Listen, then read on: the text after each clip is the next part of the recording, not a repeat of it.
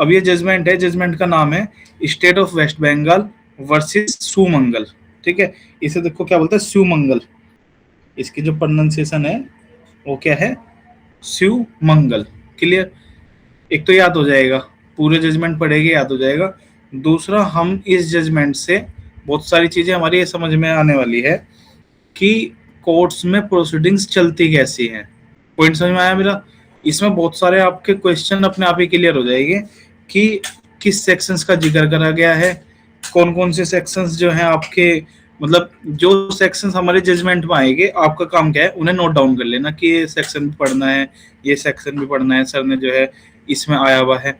फिर हम किसी क्लास में इन सेक्शंस को डिस्कस करेंगे, जिससे क्या होगा, हमारे सारे सेक्शंस जो जजमेंट्स के लिए इंपॉर्टेंट होते हैं वो प्रैक्टिकली हमारे समझ में आ जाएंगे। क्लियर? देखो एक जजमेंट है, इसकी जो है ट्रांसलेशन मैंने कर दी है। जो एक्चुअल जजमेंट था ये आपका इंग्लिश में था, इसकी जो ट्रांसलेशन है गूगल से करी गई है, तो हो सकता है एक आधे शब्द में इसमें मिस्टेक भी हो जाए, लेकिन ये हमारे समझने में हेल्प करेगा। एक तरफ इंग्लिश का पैराग्राफ है और एक तरफ हिंदी का पैराग्राफ है। दिखाई दे रहा है सबको कंप्लीटली? ठीक है, कहोगे तो मैं इसे जूम भी कर दूंगा, हिंदी वाला ले आऊंगा आपके लिए। देखो, जजमेंट्स पढ़ते हुए हमें इंग्लिश में पढ़ने तो चाहिए, लेकिन पहला जजमेंट हमें अपनी लैंग्वेज में इसलिए पढ़ लेना चाहिए क्योंकि जजमेंट्स के अंदर एक बहुत छोटी छोटी बातें लिखी रहती हैं, और जो ये छोटी छोटी बातें लिखी रहती हैं इस जजमेंट के अंदर, अगर हमने इंग्लिश में क्या कोशिश की, समझने का प्रयास किया और वो गलत समझ ली, तो पूरा जजमेंट पढ़ना हमारा बेकार हो जाएगा। क्लियर? अभी देखो क्या होता है, सुप्रीम कोर्ट का जजमेंट है। सुप्रीम कोर्ट का जजमेंट में सबसे ऊपर क्या लिखा है, पिटिशनर है ना। पिटिशनर कौन है? Petitioner state of West Bengal, और रेस्पोंडेंट कौन है इसमें, शिवमंगल एंड अदर्स। ठीक है, जजमेंट की डेट लिखी रहती है कि किस दिन ये जजमेंट आया हुआ है। अब इसमें क्या है, बेंच में क्या है ये बताया गया है, किस जस्टिस के द्वारा निर्णय दिया गया है, जस्टिस चंद्रचूड़ वाईवी। क्लियर? और बेंच में कौन कौन सदस्य थे, कोर्ट मतलब जिन्होंने इस मुकदमे को सुना है, उसमें आपका चंद्रचूड़ है ना, इराडी, वी बालाकृष्णा, ये तीन जजेस जो है, जो तीन जस्टिस हैं, वे इस जजमेंट में शामिल थे। ये सिटीजन है कि भाई अगर आप इन केसेस को किसी बुक में ढूंढ रहे हो तो ये इसकी सिटीजन है। ठीक है, AIR की बुक है और सुप्रीम कोर्ट केसेस SCC की बुक है। अब देखो इसके बाद ये जो है ऑफिशियल जजमेंट है।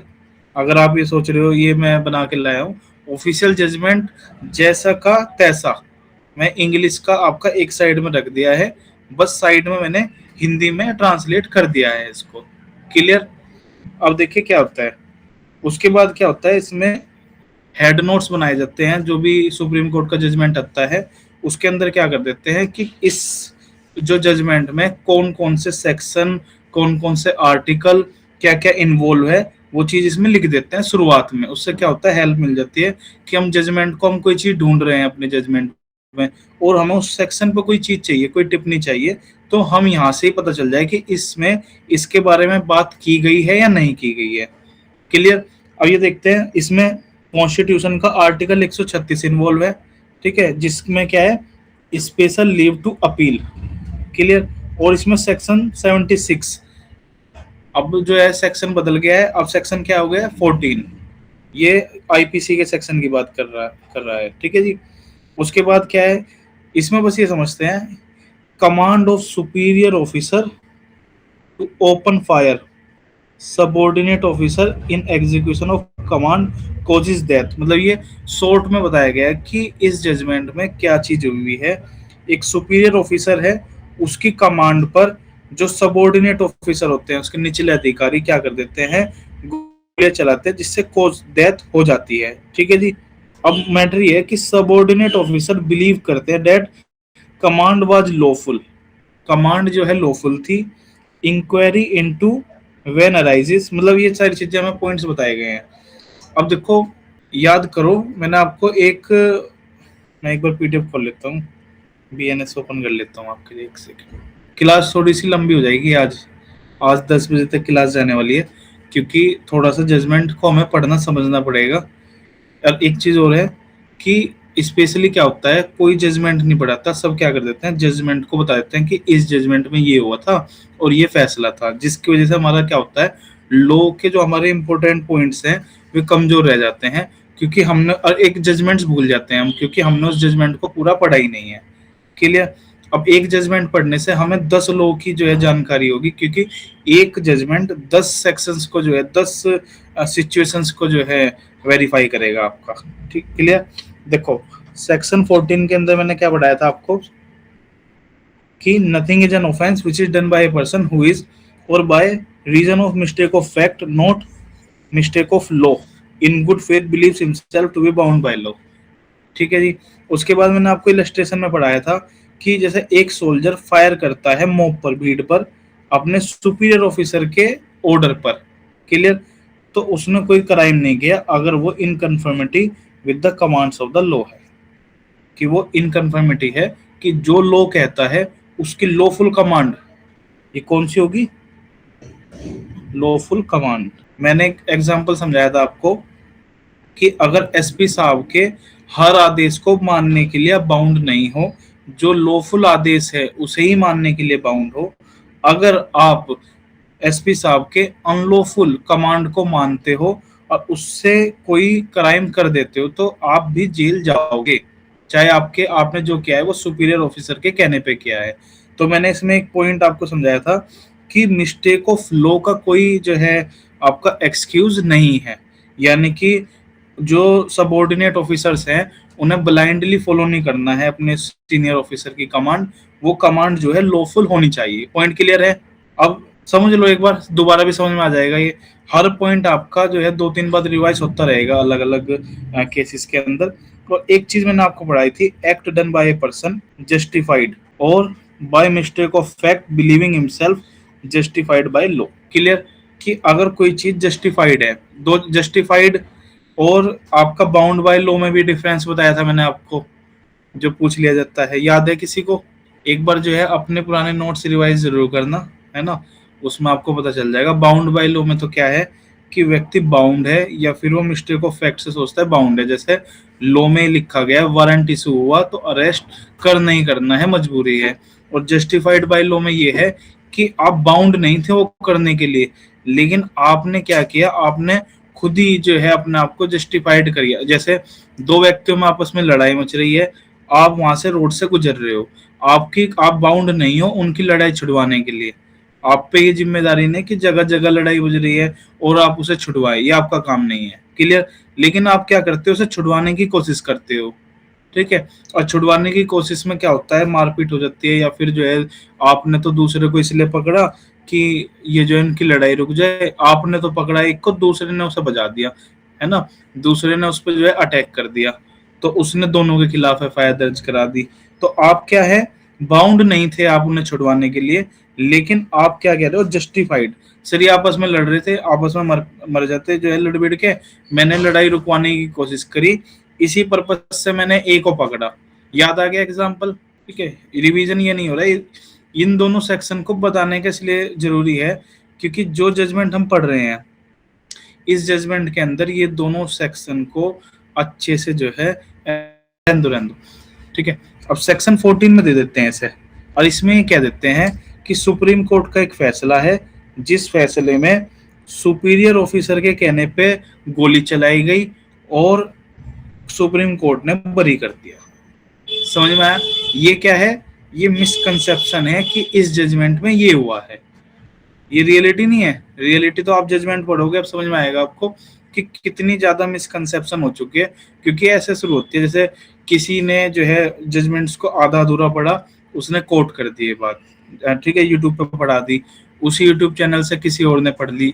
हमने अपनी लाइफ में कितने जजमेंट पढ़े हैं, हमारा अगर हम लोग स्टूडेंट्स अगर आप एनालिस करें तो आप ये पाओगे कि हम जजमेंट्स को पढ़ते ही नहीं है।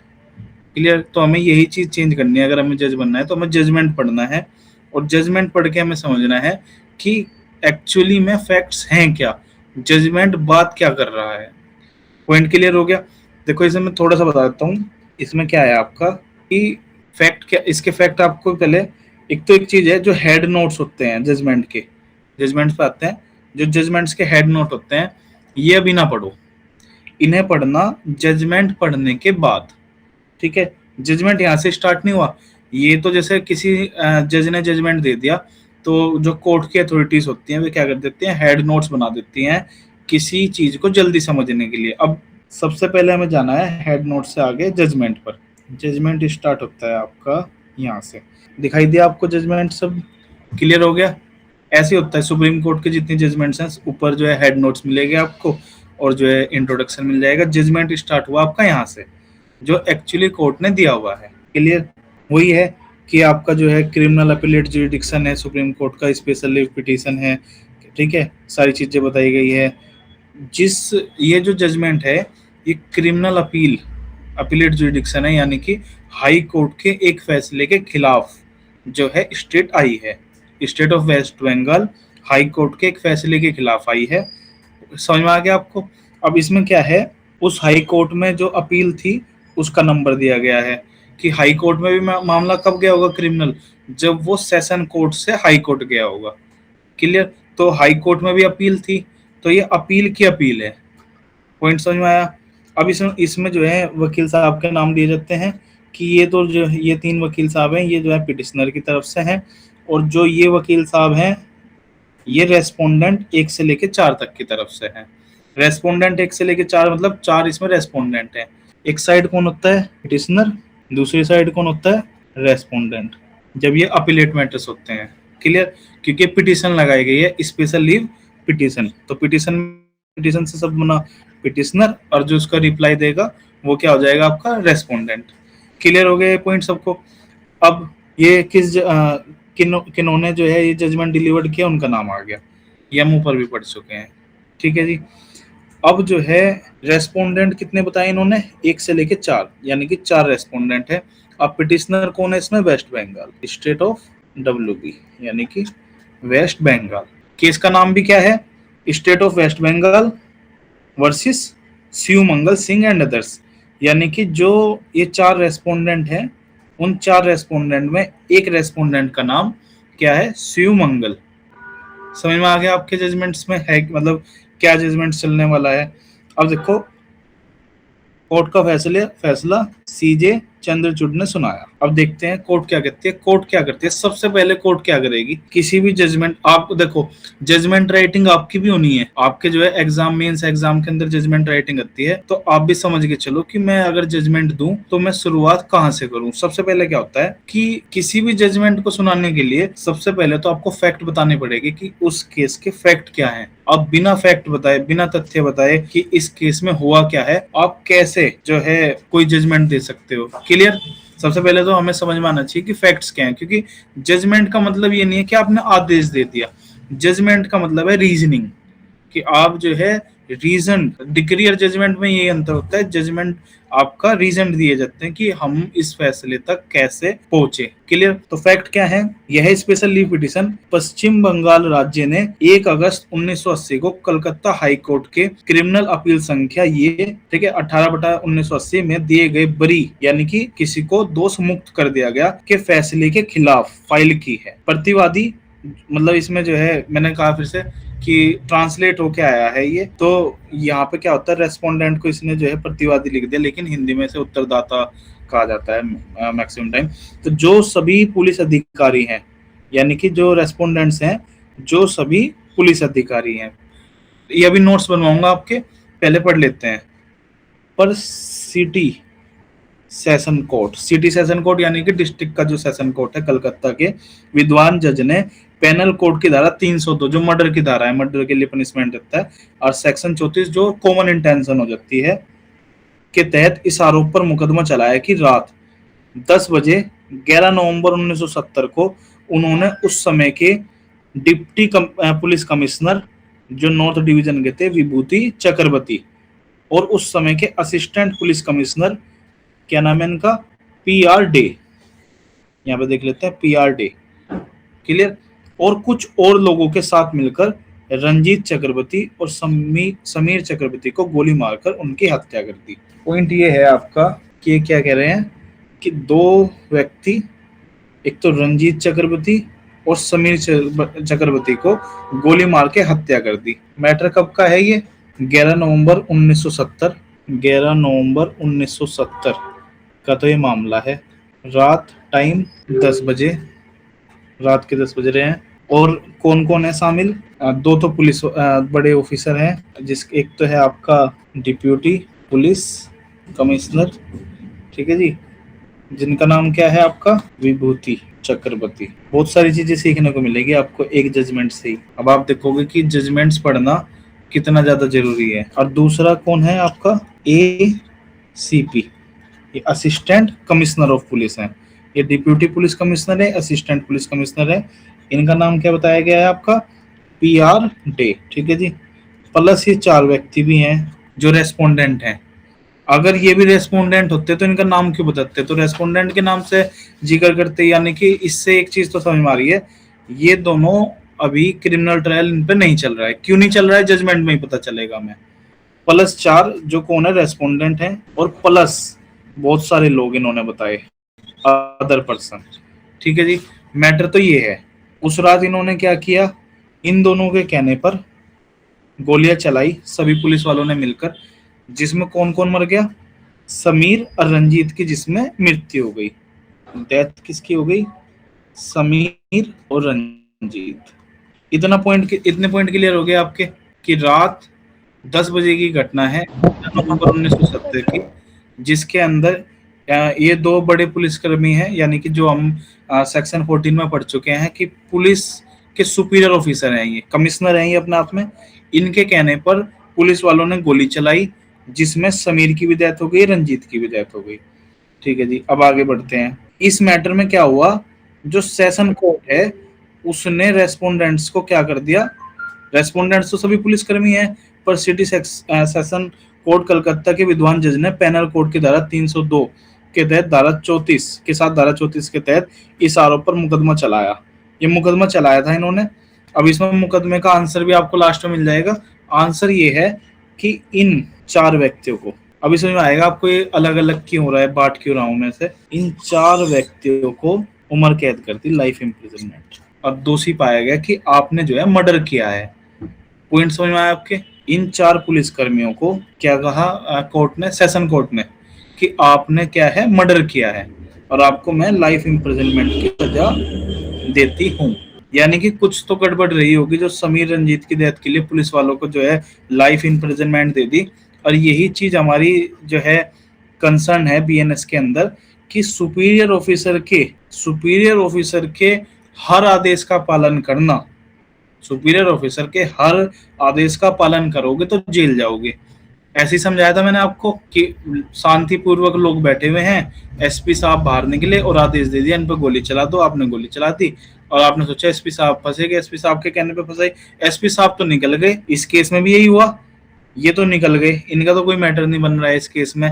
और जो है 4 पुलिसकर्मी जो पुलिस के अंदर पुलिस के जवान हैं, उन्हें क्या करा गया कि आपको जो है लाइफ इम्प्रिजनमेंट, यानी कि आप उम्र कैद जेल में रहो। कितना हार्श डिसीजन हो गया, समझ में आया ये पॉइंट? कि इसीलिए मैंने कहा था कि इस लाइन की इम्पोर्टेंस बहुत ज्यादा है, इस लाइन की इम्पोर्टेंस कि आपको लॉ को कंफर्म करना चाहिए। अब ये पॉइंट तो मेरा यहीं तक क्लियर हो जाता है, लेकिन अब सवाल होता है हाई कोर्ट और सुप्रीम कोर्ट। अब हाई कोर्ट सुप्रीम कोर्ट में भी लास्ट में जाके क्या होता है, बरी हो जाते हैं। तो जजमेंट से लोग ये कंक्लूड कर लेते हैं कि इस चीज की वैल्यू खत्म हो गई, सुप्रीम कोर्ट ने बरी कर दिया इन 4 पुलिस कर्मियों को।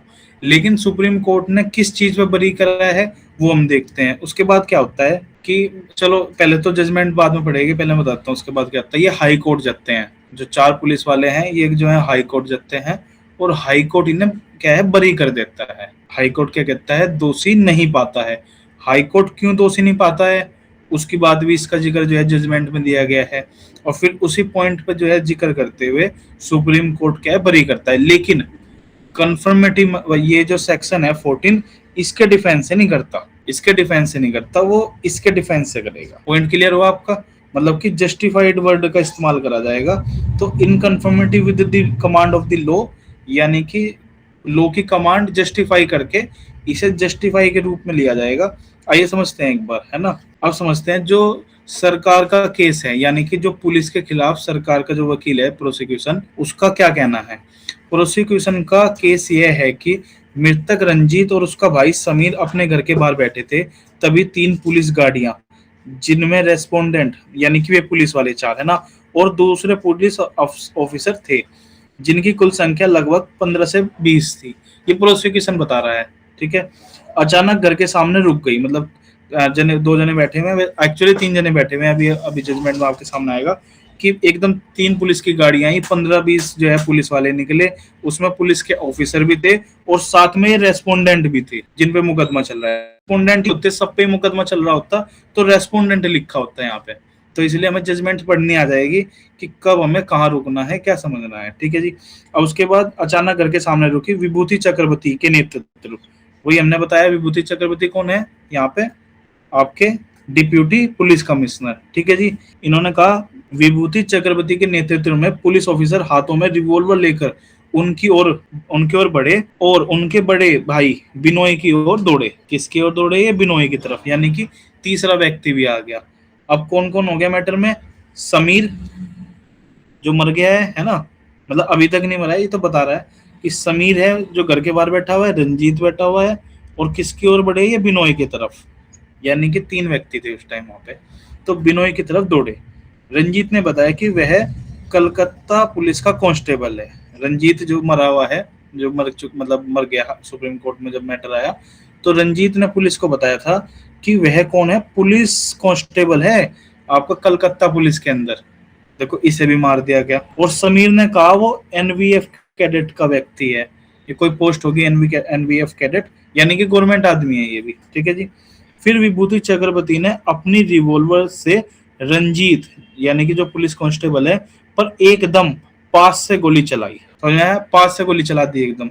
रेस्पोंडेंट 2 चितरंजन, देखो रेस्पोंडेंट नंबर 2 का नाम आ गया है यहाँ पे दूसरे पुलिस वाले का। रेस्पोंडेंट 2 का नाम क्या है आपका? चितरंजन गांगुली। और रेस्पोंडेंट नंबर 4 बिमल ठाकुर। अब देखो एक और जो है नाम आ गया है, हमें रेस्पोंडेंट का नाम भी हमें जजमेंट में मिल गया, क्योंकि वहां ऊपर जजमेंट में क्या लिखा हुआ है? शिव मंगल एंड अदर्स। वे अदर्स कौन है वे हमें जजमेंट में ढूंढने मिलेंगे, है ना।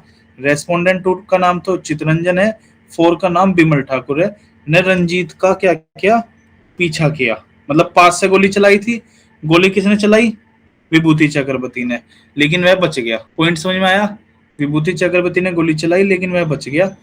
उसके बाद रेस्पोंडेंट नंबर 2 जो चितरंजन है, रेस्पोंडेंट नंबर 4 जो बिमल ठाकुर है, ने रंजीत का पीछा किया, जो इस बीच उसके घर में घुस गया था, यानी कि इस बीच वो घर में घुस गया तो रंजीत का पीछा किया, उन्होंने उसे घर से घसीट कर बाहर निकाला, जिसके बाद रेस्पोंडेंट 4 यानी कि बिमल ठाकुर ने उस पर गोली चलाई। कुछ रेस्पोंडेंट समेत दूसरे पुलिस ऑफिसर ने भी रंजीत पर गोली चलाई, यानी कि और पुलिस वालों ने भी गोली चलाई रेस्पोंडेंट के अलावा। मामला रेस्पोंडेंट का है, कैसे रेस्पोंडेंट का है वो भी हमें समझ में आ जाएगा, लेकिन अभी हमें समझ में आ गया है कि सबने गोली चलाई, जिसमें रेस्पोंडेंट नंबर 4 तो है ही।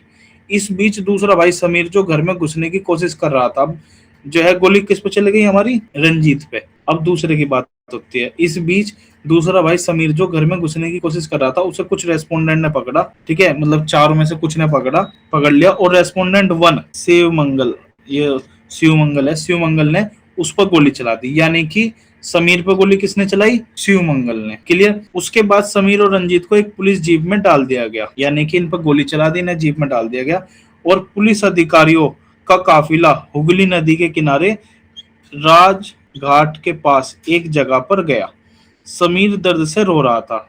जो ये समीर है पुलिस कांस्टेबल जिसे बताया, समीर को तो शायद, समीर तो वो है एनवीएफ वाला, है ना, तो वो जो है रो रहा था। अम्बेसडर कार में बैठे कुछ पुलिस अधिकारियों ने समीर की आवाज बंद करने का आदेश दिया, यानी कि दूसरी जीप में डला हुआ है, वे अम्बेसडर कार में है, उन्होंने जो है इसकी आवाज बंद कराने का आदेश दिया। जिसके बाद रेस्पोंडेंट नंबर 3, देखो जी तीसरे का नाम भी आ गया।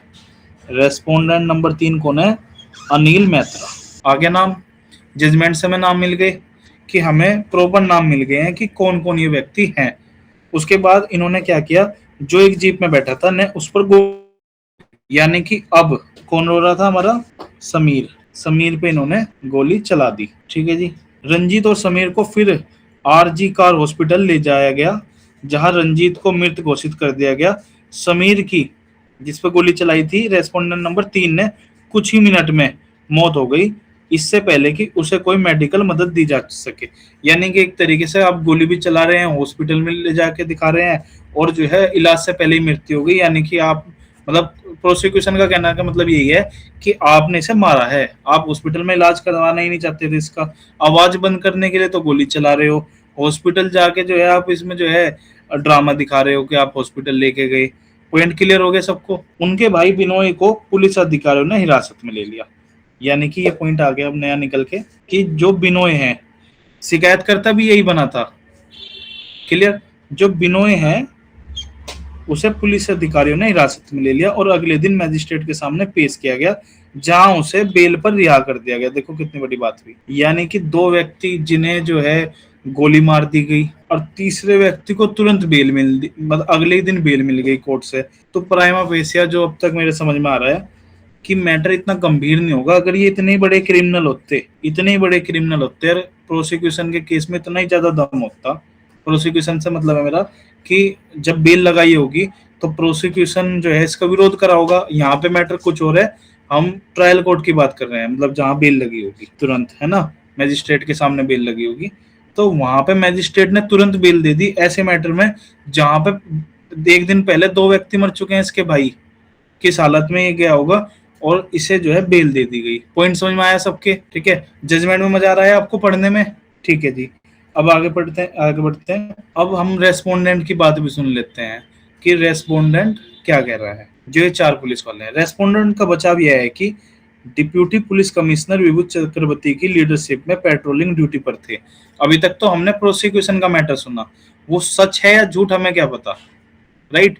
वो हमें नहीं पता है सच है झूठ है। अब हम रेस्पोंडेंट का व्यू भी देख लेते हैं कि रेस्पोंडेंट क्या कहता है। जजमेंट कैसे लिखा जा रहा है, पहले फैक्ट्स लिख दिए, ठीक है, फैक्ट्स लिखने के बाद जो है पक्ष लिख दिया, प्रोसिक्यूशन का केस क्या है, और उसके बाद जो है रेस्पोंडेंट का केस लिखा जा रहा है। ठीक है, रेस्पोंडेंट जैसे जैसे बताएगा वैसे वैसे जजमेंट में लिख देंगे।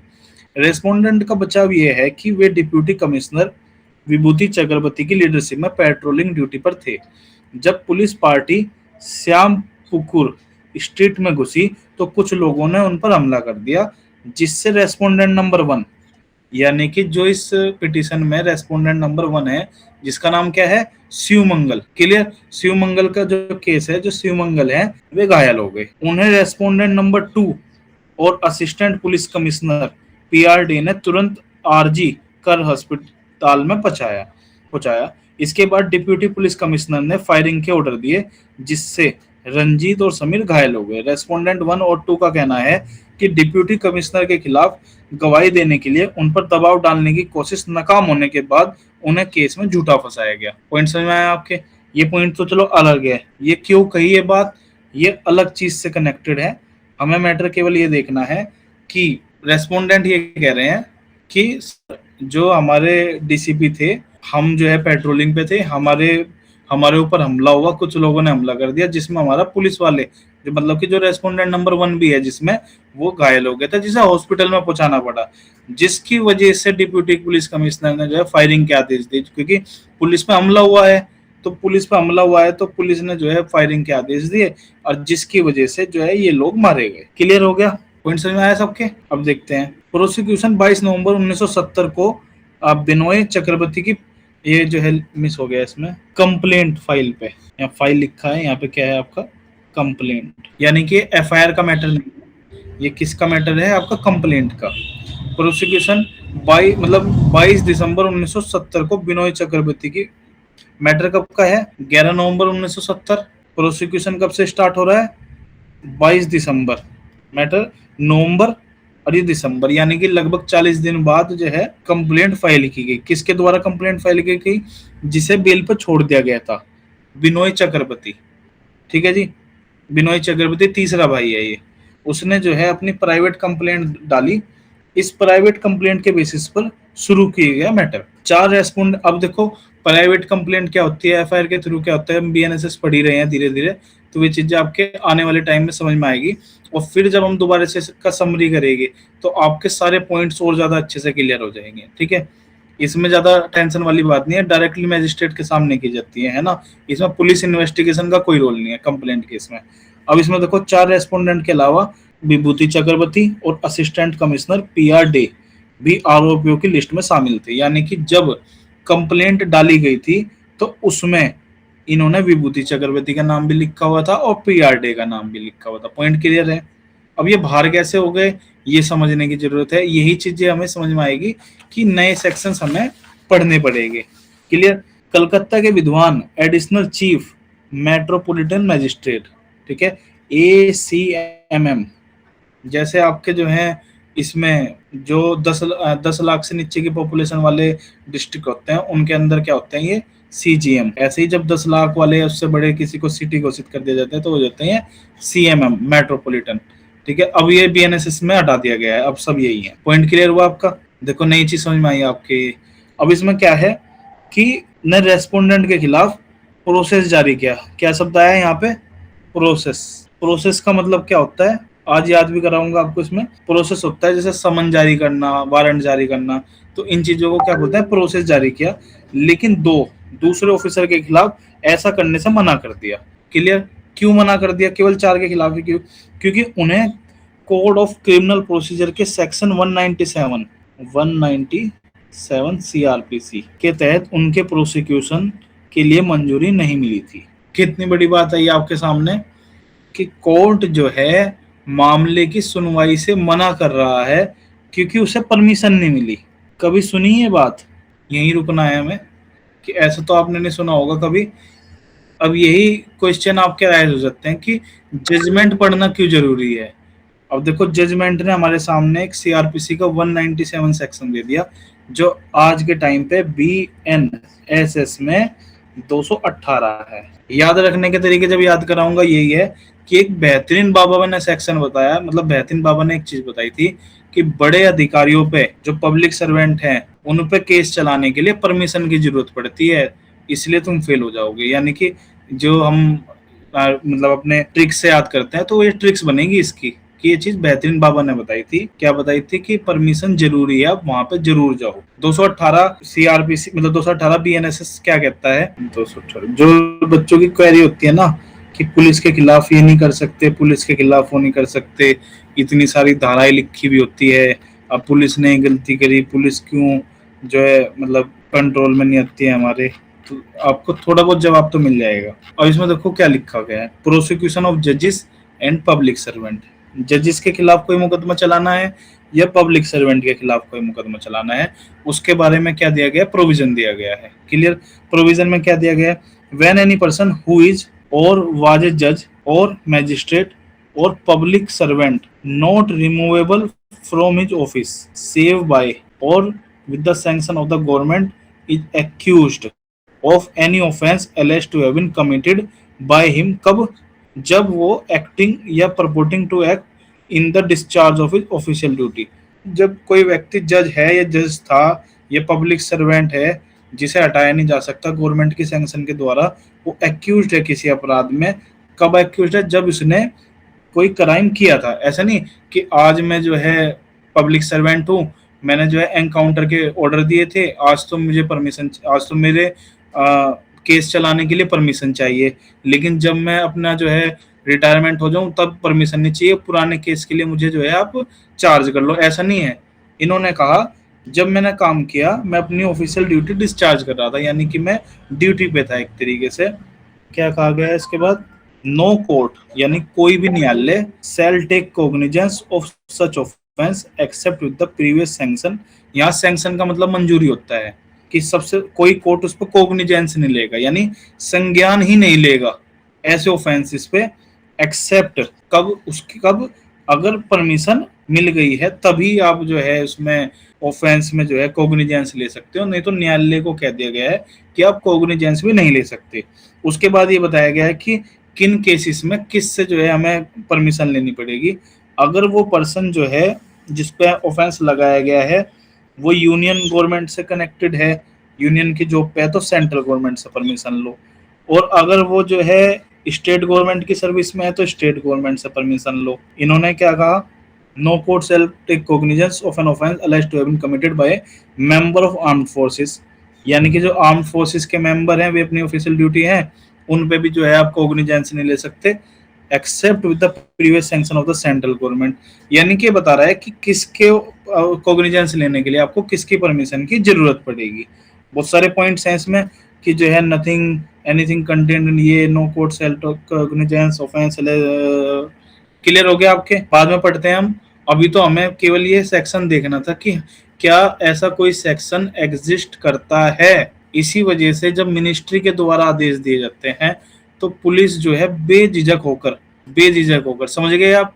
अगर ऊपर से आदेश आए हुए हैं, मिनिस्ट्री से आदेश आए हैं कि भाई एनकाउंटर करो, जो पुलिस होती है वो बेझिझक होकर मामले पे क्या करती है, आपका एक्शन लेती है। वह ये नहीं देखती लो क्या है। लो पुलिस को अधिकार नहीं देता कि आप एनकाउंटर करो। एनकाउंटर पे वे ये दिखाते हैं कि हमला हुआ, हमारे पे फायरिंग हुई, हमारा एक पुलिस वाला घायल हुआ और उसके जस्टिफिकेशन में हमने क्या किया, क्रॉस फायरिंग करी जिसमें वो मारा गया। लो की बुक्स में तो एनकाउंटर जैसी कोई चीजें दी ही नहीं गई है ना। सजा तो कोर्ट को ही देनी है किसी को। तो पुलिस जो डायरेक्टली सजा देती है वो बेसिकली मैक्सिमम टाइम होता है वो इलीगली होती है, लेकिन काम क्यों नहीं होता उनके खिलाफ? क्योंकि परमिशन नहीं मिलती। पॉइंट समझ में आया सबके? यही प्रैक्टिकलिटी वाली चीजें हैं कि हमारे जो है पुलिस पर हम केस क्यों नहीं कर पाते हैं। लॉ ने ही इन्हें पावर दी गई है। ये पावर ऐसी नहीं है कि किसी ने वैसे ही बना दी। सेक्शन याद रखना है सबको, 218 BNSS। क्लियर? जब इसे पढ़ाऊंगा तो बहुत अच्छे से समझाऊंगा, नो डाउट। पॉइंट समझ में आया? उस टाइम पे जो सीआरपीसी का था वो 197 सेक्शन था। अब जो है आपका इसके तहत प्रोसिक्यूशन की मंजूरी नहीं मिली थी। कंप्लेंट करने वाले ने दोनों ऑफिसर्स के प्रोसिक्यूशन के लिए सेक्शन 197 सीआरपीसी के तहत मंजूरी के लिए अप्लाई किया, लेकिन उनकी एप्लीकेशन रिजेक्ट कर दी गई। अब देखो मैटर कब का चल रहा है, 1970 का, लेकिन जुलाई 1977 में सरकार बदलने के बाद, 1977 में सरकार बदल गई। अब कंप्लेनेंट करने वाले ने मंजूरी के लिए एक और एप्लीकेशन फाइल की जो 4 अगस्त 1977 को मंजूर हो गई। अब देखो कितना बड़ा फैक्ट हुआ। एक सरकार जिसने क्या किया, मंजूरी के आदेश जो पुलिस कर्मी थे, ऑफिसर थे, उन पर मना कर दी कि मैं नहीं दूंगी मंजूर, कि इनकी कोई गलती नहीं है, हमारे ही आदेश थे, प्रशासन में ऐसी ऐसी चीजें चल रही थी, आदेश रिजेक्ट, मतलब मंजूरी रिजेक्ट। लेकिन सरकार बदल गई। यानी कि ऐसा होता है कई बार कि आज जो सरकार है वो किसी क्रिमिनल एक्टिविटी या किसी बेस या किसी कास्ट, कुछ भी हो सकता है, देखो कि वो विरोध में है। क्लियर? और यार सरकार उनकी आ गई जिन लोगों के साथ सरकार अटैक कर रही थी, उन लोगों ने किसी दूसरे लोगों पे क्या है, मतलब सरकार मानने की बात है ए कम्युनिटी पे अटैक कर रही है। वो टेररिस्ट हो सकते हैं या हो सकते हैं वे समाज के लिए कोई प्रॉब्लम है, कुछ भी को जो है ये आज की सरकार ए कम्युनिटी पे अटैक कर रही है। अब ए कम्युनिटी दूसरी सरकार को सपोर्ट करती है, उससे क्या हो जाता है कि दूसरी सरकार आ जाती है, सरकार बदल जाती है। तो जो दूसरी सरकारी आते क्या काम करेगी, जिनके सपोर्ट से वो सरकार बनी है उनके कार्य होगी। यानी कि अब तक जो परमिशन नहीं मिल रही थी, 1977 में परमिशन मिल गई कि भैया आप जो है इन दोनों के खिलाफ भी मुकदमा चलाओ, जो उस टाइम पे सीनियर अफसर थे। पॉइंट समझ में आया सबको? यानी कि जजमेंट से हमने सरकार के बारे में भी देखो कितनी चीजें जानने को मिली कि एक सरकार सपोर्ट कर रही है, एक सरकार जो है परमिशन दे रही है। लेकिन इसमें क्या होता है, इन ऑफिसर्स की मंजूरी के ऑर्डर को चैलेंज करते हुए जो है आर्टिकल 226 के तहत ये हाई कोर्ट में चले जाते हैं। अब ये अलग मैटर चल गया यहाँ से, ये बता रहे हैं इसमें कि जो ये 2 की मंजूरी हुई उसके लिए हाई कोर्ट में चले गए। कौन से आर्टिकल में? आपके 226। सुप्रीम कोर्ट में 32, हाई कोर्ट में 226। पॉइंट क्लियर हुआ आपके? वो हमारा आज का मुद्दा नहीं है। कोर्ट में एक पिटीशन फाइल की, एक विद्वान सिंगल जज ने उस पिटीशन को खारिज कर दिया। पहले तो देखो क्या हुआ, सरकार ने परमिशन दे दी, ये हाई कोर्ट गए, हाई कोर्ट ने उस पिटीशन को रिजेक्ट कर दिया। यानी कि अभी तो केस चलना है, लेकिन अपील में हाई कोर्ट की एक डिवीजन बेंच, यानी कि हाई कोर्ट के आदेश के भी हम क्या कर सकते हैं, अपील, और कहाँ कर सकते हैं, वो भी हाई कोर्ट में। एक नया पॉइंट हमारे समझ में आया यहाँ पे कि हमने देखा हाई कोर्ट की सिंगल बेंच ने खारिज कर दी, उसके बाद हाई कोर्ट की एक डिवीजन बेंच जिसमें 2 जज बैठे हुए हैं, उन्होंने राज्य की तरफ से गलत इरादे और नेचुरल जस्टिस के नियम के उल्लंघन के आधार पर मुकदमा चलाने की मंजूरी देने वाले ऑर्डर को रद्द कर दिया। यानी कि एक हाई कोर्ट के एक बेंच ने क्या कहा, मंजूर मतलब रिजेक्ट कर दी कि नहीं आपको तो प्रोसिक्यूशन झेलना पड़ेगा, एक ने उस आदेश को खारिज कर दिया। जहां तक उन 2 अधिकारियों का सवाल है, मामला वहीं खत्म हो गया। कौन कह रहा है? सुप्रीम कोर्ट की जजमेंट। यानी कि जब हाई कोर्ट, वे सुप्रीम कोर्ट जा सकते थे, ऐसा नहीं है कि हाई कोर्ट का फैसला अंतिम हो गया था, वे सुप्रीम कोर्ट भी जा सकते थे, कि आप जो है सर ये 2 डिवीजन बेंच का जजमेंट है, ये गलत है और जो है मंजूरी मिलनी चाहिए, ये फैक्ट्स है। तो हो सकता था सुप्रीम कोर्ट मंजूरी दे देती, ट्रायल चलता, फैसला आता, लेकिन ऐसा नहीं हुआ। इसीलिए हमारा ये पॉइंट्स यहाँ पे खत्म हो गया। पॉइंट समझ में आ गया सबके? आगे क्या होता, क्योंकि लड़ाई बीच में छोड़ दी, इन 2 ऑफिसर के खिलाफ लड़ाई यहीं पे छोड़ दी, तो इन दोनों का तो कुछ नहीं हुआ, ना इन्होंने ट्रायल झेला, इन्होंने जो आदेश दिया था दे दिया। अब देखो क्या है, रेस्पोंडेंट की अपील में हाई कोर्ट ने उन्हें बरी कर दिया। अब मैटर फिर से वहां पे आ जाता है इनिशियल स्टेज से। जजमेंट पढ़ाना इसलिए जरूरी है क्योंकि जब आप जजमेंट पढ़ोगे 3-4 बार अगर आप जजमेंट नहीं पढ़ोगे तो आप वहां से समझ नहीं पाओगे, बार बार भूल जाओगे, क्योंकि जजमेंट कई बार भटका देते हैं, किसी पॉइंट से कहीं पे चले गए। अब यही मेरा काम है कि आपको वहां पॉइंट पे लाना। किसकी बात कर रहा है? जो सेशन कोर्ट का आदेश था जिसमें जो 4 रेस्पोंडेंट थे इन्हें लाइफ इम्प्रिजनमेंट दे दी थी, वहीं हाई कोर्ट में उन्होंने अपील करी उस जजमेंट के खिलाफ, तो उसमें हाई कोर्ट ने उन्हें बरी कर दिया। जिसके खिलाफ जो वेस्ट बंगाल स्टेट है, यानी कि एक चीज देखने वाली है, जो वेस्ट बंगाल स्टेट है वो पुलिस वालों के पीछे पड़ा हुआ है, यानी कि सरकार जो है इस समय इन पुलिस कर्मियों के पीछे पड़ी हुई है। सबसे पहले तो सरकार कोशिश ये कर रही थी कि उन 2 पुलिस वालों के खिलाफ भी मुकदमा दर्ज हो जाए, ठीक है। मतलब सरकार ने तो परमिशन दे दी कि मुकदमा चलाओ, लेकिन हाई कोर्ट ने जो है रिजेक्ट कर दी परमिशन। पॉइंट क्लियर हुआ आपके? अब मैटर ये है, इन्हें जो है हाई कोर्ट ने बरी कर दिया, सरकार ने फिर जो है सपोर्ट करा। सरकार के कहीं बिना तो कोई काम नहीं होगा इसमें, क्योंकि स्टेट का मैटर है। तो स्टेट ऑफ वेस्ट बंगाल ने आर्टिकल 136, ये भी पढ़ने के लिए हमें आएगा, आर्टिकल 136 में जो स्पेशल लीव पिटीशन है फाइल करी, जिसमें वेस्ट बंगाल स्टेट के एडवोकेट जनरल जो हाई कोर्ट में अपील का बचाव करने के लिए पेश हुए, ने वहां कहा कि यह मर्डर कोई नॉर्मल मामला नहीं है बल्कि एक अनोखा मामला है। अच्छी बातें होती हैं वकील साहब की जो बहस होती है, इसे सुनना चाहिए हमें, है ना।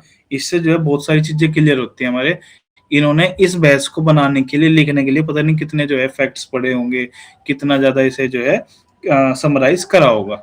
ये कहते हैं कि यह मर्डर का कोई नॉर्मल मामला नहीं है बल्कि एक अनोखा मामला है जिसमें लॉ एंड ऑर्डर के रक्षक खुद ही शिकारी बन गए थे, और उन हालात में प्रोसिक्यूशन केस, यानी कि जो बरी हुए हैं, प्रोसिक्यूशन ने जो आरोप लगाया था, में लूप होल होना तय था। मतलब कि वही अधिकारियों के खिलाफ जांच हो रही है, मतलब एविडेंस जो है इकट्ठे हो रहे हैं, तो उनमें तो लूप होल आने ही है।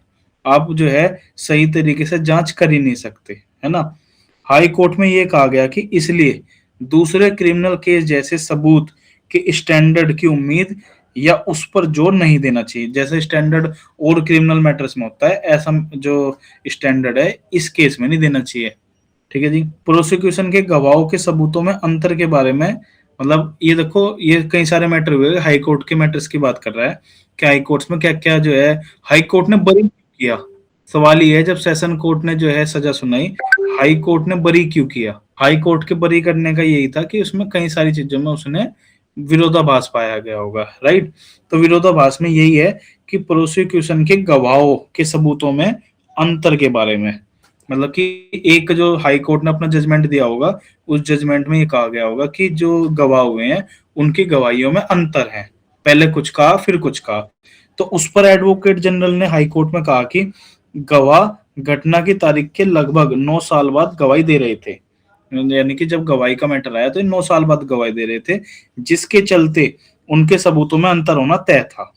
सेक्शन 34 के इस्तेमाल के सवाल पर राज्य सरकार की तरफ से हाई कोर्ट में यह कहा गया कि भले ही आरोपियों के बीच गुनाह का बंटवारा करना मुश्किल न हो, लेकिन मौके पर उनकी मौजूदगी से उन अपराधों में उनकी जो है संलिप्तता साबित हो जाएगी। यानी कि ये नहीं पता किसने किसे गोली मारी, इस चीजों में बहुत ज्यादा कंफ्यूजन है, लेकिन वे सभी साथ थे, तो इससे जो है उनका कॉमन इंटेंशन तो साबित हो ही रहा है, ठीक है, जिनका उन पर आरोप था। हाई कोर्ट के फैसले से पता चलता है कि साल, अब देखो हाई कोर्ट ने भी अपने फैसले में बहुत सारी रीजनिंग दी होगी।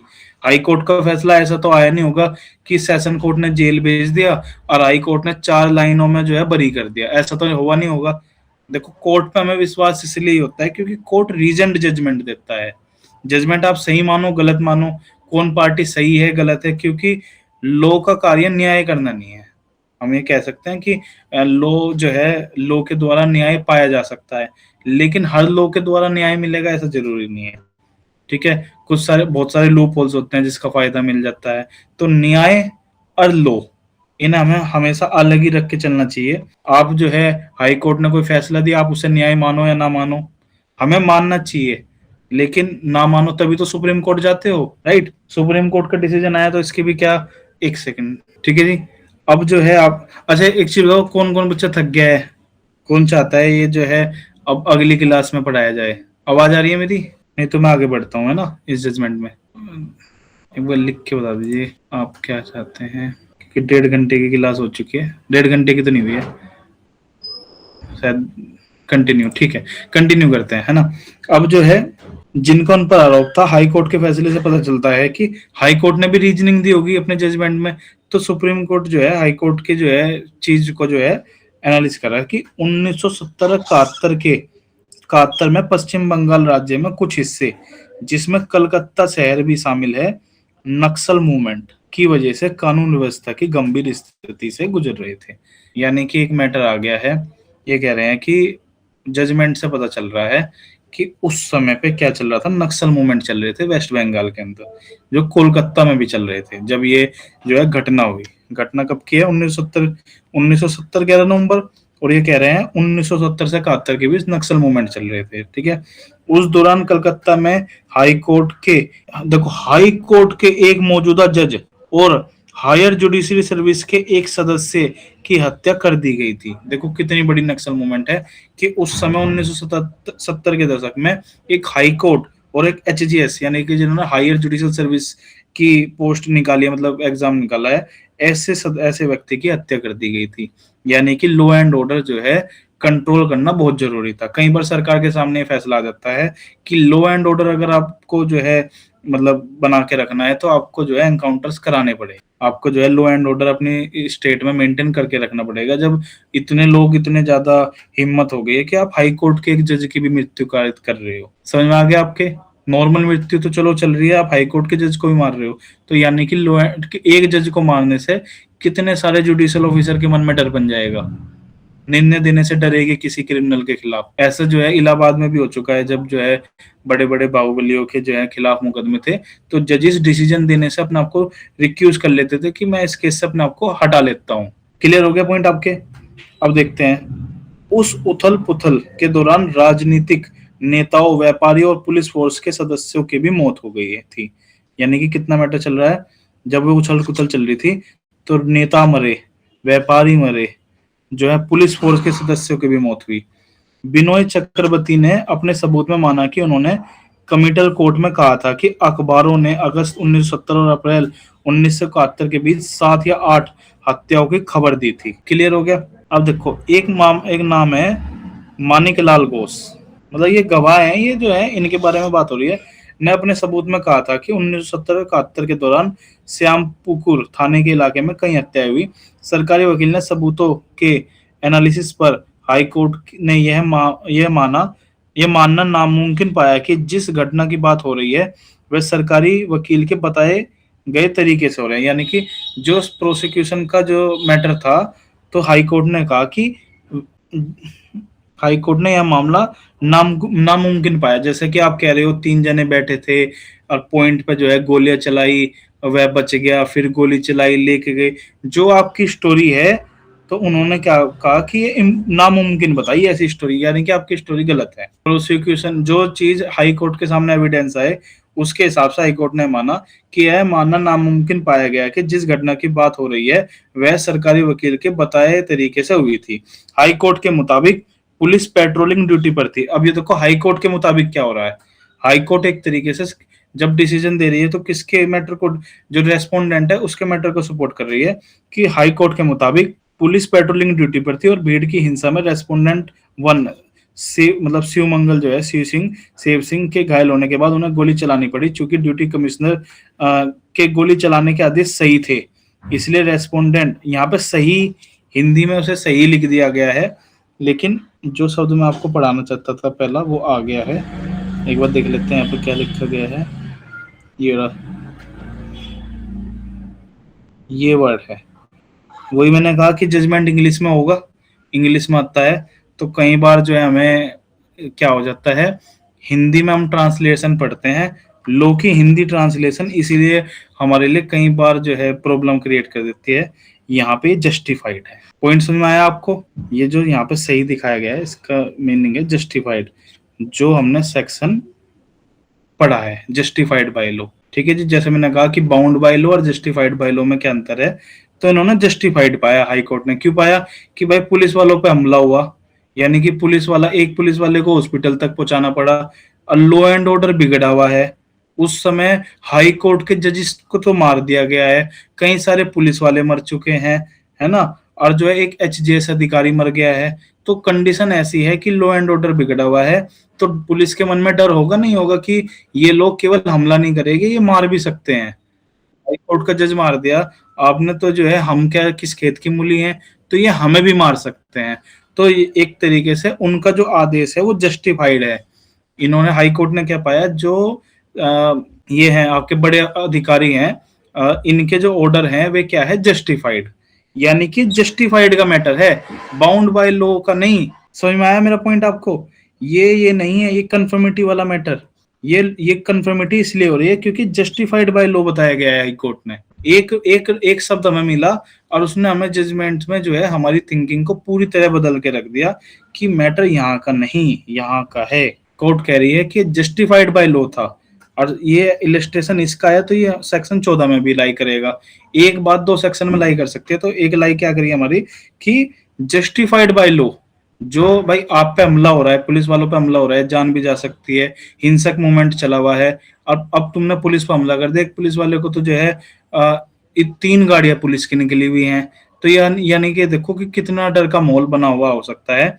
और जो है उन्होंने पूछा नहीं पूछा, किसके सामने पूछा, तो बहुत सारे सवाल पैदा हो गए। तो हाई कोर्ट ने ये माना कि चूंकि डिप्टी कमिश्नर ने गोली चलाने के आदेश जस्टिफाइड थे, क्लियर हो गया, इसलिए रेस्पोंडेंट अपने सीनियर ऑफिसर के कानूनी आदेशों का पालन करने के लिए मजबूर थे। यानी कि आदेश क्या है, ऑर्डर दे दिया मारने का, गोली चलाने का अलग है, कंफर्मेटिव कहां से मिल रही लॉ की, जस्टिफाई से। अपने आप बाउंड हो गए? नहीं हो गए।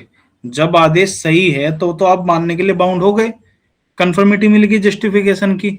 यहाँ पे जब यहाँ पे भी कहा गया है, 2 व्यक्ति आपस में लड़ रहे हैं और आप जाके उसे छुड़वा रहे हो, तो भले ही आपको लो बाउंड नहीं कर रहा है, लेकिन जस्टिफाई तो कर रहा है, जस्टिफाई होना भी तो लो ही हो गया एक तरीके से। तो यहाँ पे इनकन्फर्मिटी मिल गई कमांड की। पॉइंट क्लियर हो गया? हाई कोर्ट का जो कहना था, हाई कोर्ट के मुताबिक सिर्फ इसी आधार पर आरोपी बरी होने के हकदार थे।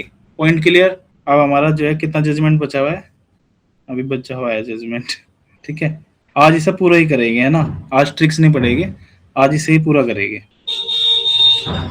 पश्चिम बंगाल राज्य की ओर से पेश हुए वकील ने इस स्पेशल लीव पिटीशन पर काफी देर तक बहस की, और इसके इसके अलावा हमारे कहने पर उन्होंने पिटीशन के सपोर्ट में लिखित सबमिशन फाइल किए। मतलब कोर्ट ने कहा होगा कि आप लिखित सबमिशन दे, बहस बहुत हो गई है, तो वे भी फाइल किए। हमने उन सबमिशन को देखने के लिए मामले को टाल दिया, मतलब मामला जो है अगली डेट दे दी कि आप रिटर्न सबमिशन दे देना। ऐसा करने के बाद हम यह नहीं कह सकते कि यह राज्य सरकार का हाई कोर्ट के फैसले के खिलाफ अपील करने की अनुमति देने का सही मामला है। हाई कोर्ट में एक बहुत ही दिलचस्प और जरूरी सवाल उठाया गया था कि क्या किसी बड़े ऑफिसर का गोली चलाने का, ये मामला कहां पे उठाया गया था? हाई कोर्ट में। सुप्रीम कोर्ट में नहीं उठाया गया है, सुप्रीम कोर्ट तो इस केस में मना कर देगी सुनने से, ये हाई कोर्ट में उठाया गया था कि क्या किसी बड़े ऑफिसर का गोली चलाने का कमांड, अगर उस कमांड को पूरा करते हुए वह किसी को चोट पहुंचाता है या मौत का कारण बनता है, तो क्या यह उसके अंडर के ऑफिसर को पूरा बचाव देता है? वही जो सेक्शन हमारा ये कह रहा है, ए वाला पॉइंट 14 क्लोज है, क्लियर? तो ये मतलब हाई कोर्ट में सवाल उठाया गया था। तो हाई कोर्ट ने आदेश क्या कर, देखो हाई कोर्ट क्या करता है, हाई कोर्ट ने अपने फैसले में क्रोस ई और जोन्स के, Cross E and Jones introduction of criminal law, ये वाली जो बुक है, ठीक है, ये वाली जो Granville William text book of criminal law है, ठीक है, उसके बाद Smith and Hogan criminal law है, कोलिन होवर्ड क्रिमिनल लॉ का पेज ये है, and two South African case, यानी कि जज ने सहायता ली, यानी कि जहां लॉ साइलेंट होता है, कई सारी चीजें एनालिस करनी पड़ती है, तो ऐसे जूरिस्ट जो होते हैं, जो अच्छी अच्छी बुक्स लिखते हैं, उनकी भी रेफरेंस ली जाती है। यानी कि बेयर एक्ट के साथ साथ हाई कोर्ट जो है इन बुक्स की भी रेफरेंस ले लेता है। ये चीजें जो है आपकी सेशन कोर्ट तक नहीं होती, क्योंकि हाई कोर्ट के पास एक पावर होती है, एक्स्ट्रा ऑर्डिनरी पावर होती है जस्टिस करने की। वो सेशन कोर्ट मतलब जो सेशन कोर्ट, मैजिस्ट्रेट कोर्ट, वे ज्यादातर जो है आपकी लॉ पे स्ट्रिक्ट रखती हैं। ये जो हाई कोर्ट है ये यहाँ तक भी चला जाता है कई बार, है ना। अब इसके बाद देखो क्या है, हमारे लिए उस सवाल पर जाने की जरूरत नहीं है, मतलब कि ये देखो यहाँ है इशू हमारा, जहां जो लाइन हमें समझाएगी कि डिफरेंस क्या है। इन्होंने कह दिया सुप्रीम कोर्ट ने, हमारे लिए उस सवाल पर जाने की जरूरत नहीं है, क्योंकि हमारा मानना है कि हाई कोर्ट का यह नतीजा निकालना सही था। यानी कि कह रहे हाई कोर्ट ने जैसा नतीजा निकाला वो सही था, तो हम उस पॉइंट पर जाते ही नहीं है। ठीक है, उस खास हालात में डिप्टी कमिश्नर ऑफ पुलिस का गोली चलाने का ऑर्डर देना सही यानी कि जस्टिफाइड है ना, ये हमेशा सही को जस्टिफाइड, अगर वह ऑर्डर सही था या जस्टिफाइड था और इसलिए कानूनी है, क्योंकि ऑर्डर जस्टिफाइड है तो कानूनी हो गया अपने आप ही। ठीक है, सेक्शन 14 में लाई कर गया, तो यह सवाल और नहीं उठता कि रेस्पोंडेंट जिन्होंने उस ऑर्डर का पालन करते हुए काम किया उस ऑर्डर को कानूनी मानते थे या नहीं। यानी कि अब ये मैटर ही खत्म हो गया।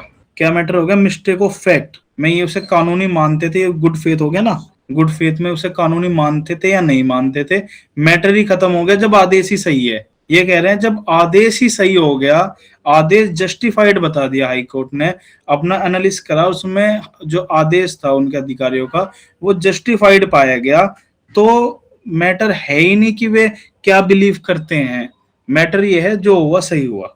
ठीक है जी, तो ऐसी जांच तभी जरूरी होती है जब सीनियर ऑफिसर का ऑर्डर जिसे बचाव के तौर पर पेश किया जाता है, यानी कि अभी सुप्रीम कोर्ट एक चीज बता रहा है अपनी अलग से कि ऐसी जांच तभी जरूरी हो जाती है जब सीनियर ऑफिसर का जो ऑर्डर है जिसे बचाव के तौर पर पेश किया जाता है, यानी कि हमने तो अपने सीनियर के कहने पे दिया गया या काम किया है, बचाव में हम उस आदेश को लगा रहे हैं, कानून के आदेशों के मुताबिक नहीं पाया जाता।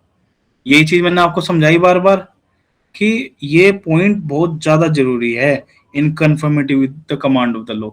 ये सवाल तभी उठेगा कि सही है गलत है जब ये पाया जाएगा ये ऑर्डर ही सही नहीं था, कि भाई आपने क्या समझा क्या नहीं, वो बात की बात है, ये तब समझा जाएगा जब आपका ये पाया जाता है कि वो ऑर्डर ही गलत था।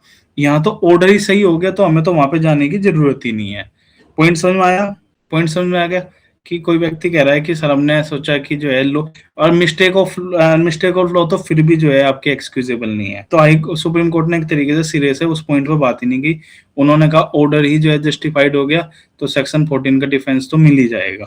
अब उसके बाद जो है आपका ज्यादा जजमेंट नहीं रह रहा है। पिनल कोड का सेक्शन 76 जो हमारा 14 है ना, कहता है कि कोई भी काम अपराध नहीं है जो किसी व्यक्ति द्वारा किया जाता है जो या तो कानून की गलती के कारण नहीं, मतलब इन्होंने कानून की गलती के कारण नहीं बल्कि तथ्य की गलती के कारण अच्छी नियत से यानी गुड फेथ से खुद को ऐसा करने के लिए कानून से बाध्य मानता है। ठीक है जी, मिस्टेक ऑफ लॉ नहीं होनी चाहिए, मिस्टेक ऑफ फैक्ट से अपने आप को कानून के द्वारा बाध्य मानता है। उस सेक्शन का उदाहरण कहता है कि अगर कोई सैनिक अपने सीनियर ऑफिसर के आदेश पर कानून के आदेशों के अनुसार भीड़ पर गोली चलाता है तो वह कोई अपराध नहीं करता है। इस मामले में सेक्शन के नियम को लागू करने का मौका नहीं आता, क्योंकि देखो क्या कह रहा है, इस मामले में सेक्शन के नियम को लागू करने का मौका नहीं आता क्योंकि यह सवाल कि क्या आरोपी ने तथ्य की गलती के कारण अच्छी नियत से यह माना था कि वह उस काम को करने के लिए कानून से बाध्य था जिसे अपराध माना जाता है, तभी उठेगा। कब उठेगा? जब इस मामले में जहां तक जरूरी हो सीनियर ऑफिसर का आदेश या कमांड सही न हो।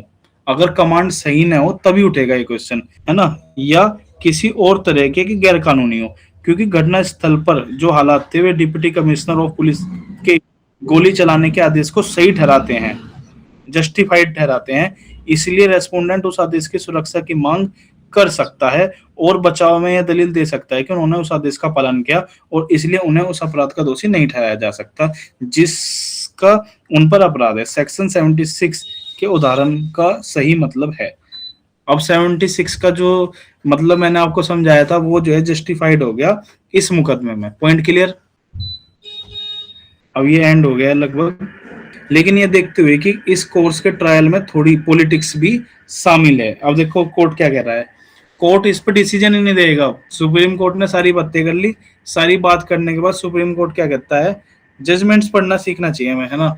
बहुत अच्छा है, आपको इतनी नॉलेज बढ़ जाएगी जजमेंट्स पढ़ के कि आप बहुत चीजों को बहुत बारीकी से समझते हो कि जुडिशियल सिस्टम काम कैसे करता है, वो हम जजमेंट से ही समझ पाएंगे। लेकिन यह देखते हुए कि इस केस के ट्रायल में थोड़ी पॉलिटिक्स भी शामिल हो गई है, कोर्ट ने खुद माना कि पॉलिटिक्स शामिल हो गई है ना, यह ज्यादा बेहतर होगा कि हम इस मामले के इस पहलू पर अपना फैसला न दे, यानी कि इस पहलू पर भी फैसला ही नहीं दे रहे, और इस पर विचार करें कि क्या प्रोसिक्यूशन द्वारा दिए गए सबूत ऐसे हैं जिनके आधार पर सजा को सुरक्षित रूप से साबित किया जा सकता है। जो क्रिमिनल ट्रायल होता है उसमें प्रोसिक्यूशन की ड्यूटी होती है कि बियॉन्ड रीजनेबल डाउट अपने केस को प्रूव करे। ठीक है, तो इसकी बात कर रहे हैं जिस रात ये घटना हुई। अब देखो घटना पे आ गई है कि ये मानते हैं कि प्रोसिक्यूशन अपना केस प्रूफ कर पाया नहीं कर पाया, तो हाई कोर्ट ने घटना के बारे में कुछ जिक्र करा। हाई कोर्ट मतलब सुप्रीम कोर्ट कहता है जिस रात ये घटना हुई उस रात बादल छाए हुए थे, बारिश का मौसम था और बूंदाबांदी हो रही थी। इस सवाल पर कि क्या गवाह रेस्पोंडेंट को पहचान पाए, उनकी बातों का यकीन करना बहुत मुश्किल है। यानी कि बारिश हो रही है और जो है बादल छाए हुए हैं, और जो गवाहों ने जो है पहचान लिया ये रेस्पोंडेंट, 3-4 लोगों ने ऐसे ऐसे गोली चलाई, तुम आपस में खड़े होकर देख रहे थे, जब गोली चलती है तो भाग जाते हैं लोग, ऐसा नहीं है कि एकदम देख रहे हैं एनकाउंटर चल रहा है, क्या पता तुम्हारा भी एनकाउंटर हो जाए। और लोग कह रहे हैं कि इसने इसके पैर पे गोली मारी, वहां पे आदेश हुआ, गाड़ी बीच रास्ते में थी, और जो है हायर अथॉरिटी ने जो है उसे चुप कराने के लिए बोला, उसके बाद जो है शिव मंगल ने गोली मार दी। कौन था वहां पे, किसने सुनी, किसने देखी, तो बहुत सारे सवाल उठ गए, राइट। तो इस सवाल पर कि क्या गवाह रेस्पोंडेंट को पहचान पाए, उनकी बातों पर यकीन करना बहुत मुश्किल है जब उनके सबूतों में कई विरोधाभास हैं। उन्होंने कहा सबूतों में विरोधाभास है, मतलब बहुत सारी चीजें, कोई पहले कुछ कह दी बाद में कुछ कह दी, या फिर दो आदमियों के इसने कुछ कहा इसने कुछ कहा। एक कह रहा है कि 11 बजे की घटना है, एक कह रहा है 2 बजे की घटना है, एक कह रहा है 3 गाड़ियां आई थी, एक कह रहा है जो है बाइकों पर आए थे। तो बहुत सारी, मतलब ऐसा नहीं हुआ, मैं तो एक विरोधाभास का एग्जाम्पल दे रहा हूँ आपको कि उनके सबूतों में विरोधाभास है, जिनका जिक्र हाई कोर्ट ने किया है। हाई कोर्ट ने भी जिक्र किया है इन विरोधाभास का। गवाह लगभग 9 साल बाद घटना के बारे में गवाही दे रहे थे, और ऐसा लगता है कि उन्होंने अपनी, मतलब गवाह जो गवाही दे रहे थे, तो सुप्रीम कोर्ट को क्या लगता है कि उन्होंने अपनी कल्पना को खुलकर दिखाकर याददाश्त की कमी को पूरा कर दिया। यानी कि उन्होंने कल्पना में जो है गवाही दे दी कि सर हाँ ऐसा वैसा हुआ होगा, और गोली तो उसने ही चलाई होगी, यानी कि अपनी कल्पना को याददाश्त बना ली उन्होंने, है ना। याददाश्त को कमी को कल्पना से पूरा किया। उनके सबूतों में बहुत कुछ कमी है और ये साबित करने के लिए काफी नहीं है, यानी कि सबूतों में कमी है तो साबित करने के लिए काफी नहीं है कि रेस्पोंडेंट रंजीत और समीर चक्रवर्ती की मौत का कारण बने। बिनोय ने इस घटना के 1 महीने से ज्यादा समय बाद अपनी शिकायत दर्ज कराई, और फिर भी शिकायत में कहीं गई बातों और अपने सबूतों में कहीं बातों में काफी अंतर है। मतलब जो उन्होंने अपनी कंप्लेंट दी उसमें जो बात कही और जो एविडेंस में बात कही उसमें बहुत ज्यादा अंतर है। प्रोसिक्यूशन के नजरिए से एक मानिक, देखो एक नाम हो रहा है आपका, क्या नाम है आपका, मानिक। मानिक एक जरूरी गवाह है क्योंकि वह घटना की शुरुआत से लेकर अगले दिन बेल पर रिहा होने तक बिनोय के साथ था। यह हैरानी की बात है कि बिनोय ने अपनी शिकायत के साथ जो गवाह की लिस्ट फाइल की है उसमें मानिक का नाम बिल्कुल नहीं है। अपनी लिखी हुई बातों के आखिर में पश्चिम बंगाल राज्य के वकील ने इस कोर्ट के एसएस बोबडे बना महाराष्ट्र राज्य के एक फैसले से कुछ हिस्से निकाले हैं, जिनका मतलब ये है कि अब देखो ये अलग जजमेंट पे चले गए हम। अलग जजमेंट में क्या चीज कही गई है, क्लियर, क्या कही गई है, ये कहते हैं कि दोषी के बरी होने से न्याय में चूक हो सकती है, ठीक वैसे ही जैसे निर्दोष के दोषी होने से होती है। यानी कि कह रहा है कि मतलब ये जजमेंट ऐसा कहता है कि दोषी के बरे होने से भी न्याय में चूक होती है, यानी कि दोषी को भी ऐसे इजीली ना छोड़ दो, आप दोषी को भी सजा दो। उस दोषी को अगर आप सजा नहीं दोगे तो न्याय में चूक हो जाएगी, वैसे ही जैसे निर्दोष को आप जो है सजा दे दो। यानी कि कंपैरिजन हो चुका है कि जैसे आपको एक जजमेंट है जो ये कहता है कि जैसे आपको किसी इनोसेंट को गिल्टी नहीं करना है तो गिल्टी को इनोसेंट भी प्रूफ नहीं करना है, बराबर है। और अगर बिना वजह बरी होना आम हो जाता है, बिना वजह बरी होना आम हो जाता है तो इससे कानून की अनदेखी होती है। आदर के साथ हम इस राय से सहमत हैं, सुप्रीम कोर्ट कहता है कि हम इस राय से सहमत हैं, लेकिन यहाँ इसकी अहमियत नहीं समझते। यहाँ इस जजमेंट जो कोर्ट मतलब वकील साहब ने दिया है, इसकी अहमियत यहाँ नहीं समझते। को, कोर्ट को यह पक्का करने के लिए बराबर ध्यान रखना चाहिए कि निर्दोष को दोषी न ठहराया जाए और दोषी को बरी न किया जाए, लेकिन हाई कोर्ट ने जो किया है वह निर्दोष को बरी किया करना है, यानी कि निर्दोष को बरी करा है हाई कोर्ट ने। हम वहां पे महत्व नहीं समझते। आप कह रहे हो कि जो है गुनहगार को सजा दो, यहाँ पे कह रहे हैं हाई कोर्ट ने तो निर्दोष को बरी करा है। एसएस बोबडे के ऑब्जर्वेशन पर भरोसा करते हुए वकील ने आगे कहा कि मतलब कि इस जजमेंट का जो है कोटेशन दी थी, न्यायालय की पब्लिक में जवाबदेही होती है। अब ये कुछ ही कहते रहे कोर्ट का क्या जजमेंट है, लेकिन सुन लेते हैं इन्होंने क्या कहा, है ना। वकील ने आगे कहा कि न्यायालय की पब्लिक में जवाबदेही होती है और इतिहास हमें कभी माफ नहीं करेगा अगर पुलिस अफसर जो बिना शक मर्डर, ये क्या कह रहे हैं इसे, बिना शक मर्डर, कोई शक ही नहीं है, सुप्रीम कोर्ट में वकील साहब कह रहे हैं कोई शक ही नहीं है, बिना शक मर्डर के दोषी हैं, हल्के फुल्के तरीके से बरी हो जाते हैं, हल्के फुल्के तरीके से, जैसे हम तो नहीं बरी हो जाएंगे, तो इतिहास हमें कभी माफ नहीं करेगा। हम इससे पूरी तरह सहमत है। सुप्रीम कोर्ट क्या कह रहा है, हम इस बात से पूरी तरह सहमत हैं, लेकिन दिक्कत यह है कि लोग खुद को सही मानते हैं। दिक्कत यह है लोग खुद को सही मानते हैं कि रेस्पोंडेंट बिना शक मर्डर का दोषी है, या उन्हें हाई कोर्ट ने हल्के फुल्के तरीके से बरी कर दिया है। मतलब वो लोग सही मान रहे हैं अपने आप को, रेस्पोंडेंट जो है हल्के फुल्के तरीके से बरी कर दिया, बस ऐसा है नहीं, है ना। रेस्पोंडेंट बेशक मर्डर के लिए दोषी नहीं है। सुप्रीम कोर्ट कहता है कि रेस्पोंडेंट है वो बेशक मतलब बिना शक मर्डर के दोषी नहीं है, और हाई कोर्ट का फैसला न्याय के लिए उनकी गंभीर चिंता को दिखाता है। बरी करने के फैसले को हल्का फुल्का कहकर बुरा नहीं कहा जा सकता, क्योंकि सरकार मानती है कि आरोपियों को सजा दिलाने में उसका भी हिस्सा है। तो ये कहते हुए सुप्रीम कोर्ट क्या कर देती है, इन वजहों से हम स्पेशल लीव पिटीशन को खारिज करते हैं। जब इन्होंने पिटीशन खारिज कर दी तो फैसला कौन सा मान्य हो गया, जो हाई कोर्ट ने फैसला दिया था। हाई कोर्ट ने क्या किया था, सेशन कोर्ट के फैसले को बदलकर बरी कर दिया था और याचिका खारिज कर दी जाती है। थैंक यू, मजा आया सभी को। और इसकी जो पीडीएफ है, एक चीज और लास्ट में, इस की जो देखो नॉर्मल पीडीएफ तो आपको मिल जाएगी ऐप पे, फ्री मटेरियल्स में भी डाल दूंगा मैं जो इंग्लिश में है, लेकिन हिंदी की पीडीएफ बनाने में मेरे 1 से 2 घंटे लगे हुए हैं, राइट। तो इसमें मुझे चेक भी करना होता है क्या सही है क्या गलत है, कुछ चीजें ट्रांसलेट होकर गलत हो जाती है, इसमें मेरी जो है पूरी मेहनत लगी हुई है।